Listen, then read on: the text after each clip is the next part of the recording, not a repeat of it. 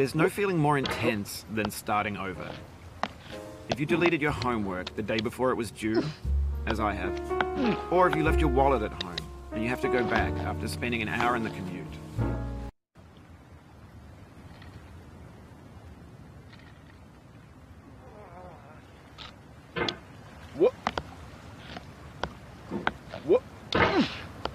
There's no feeling more intense than starting over.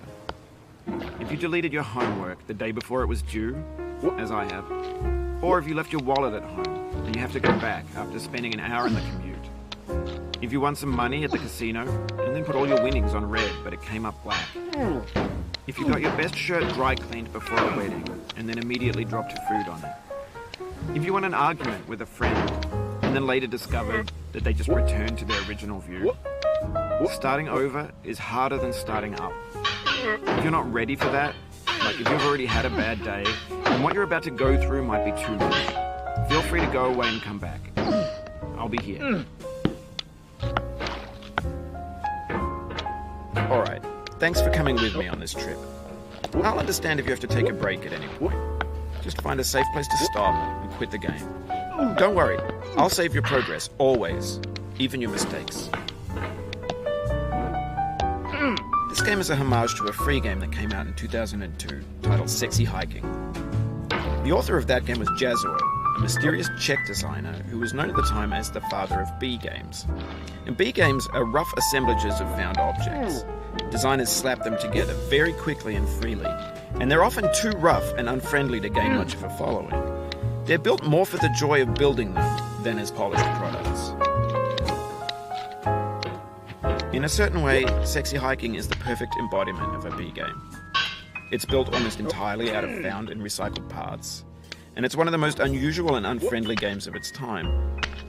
In it, your task is simply to drag yourself up a mountain with a hammer. And that act of climbing, in the digital world or in real life, has certain essential properties that give the game its flavour. No amount of forward progress is guaranteed. Some cliffs are too sheer or too slippery. And the player is constantly, unremittingly in danger of falling and losing everything. Anyway, when you start Sexy Hiking, you're standing next to this dead tree that blocks the way to the entire rest of the game. It might take you an hour to get over that tree, and a lot of people never got past it. You prod and you poke at it, exploring the limits of your reach and your strength, trying to find a way up and over. And there's a sense of truth in that lack of compromise. Most obstacles in video game worlds are fake. You can be completely confident in your ability to get through them once you have the correct method or the correct equipment or just by spending enough time. In that sense, every pixelated obstacle in Sexy Hiking is real. The obstacles in Sexy Hiking are unyielding, and that makes the game uniquely frustrating. But I'm not sure Jazzuo intended to make a frustrating game. The frustration is just essential to the act of climbing, and it's authentic to the process of building a game about climbing.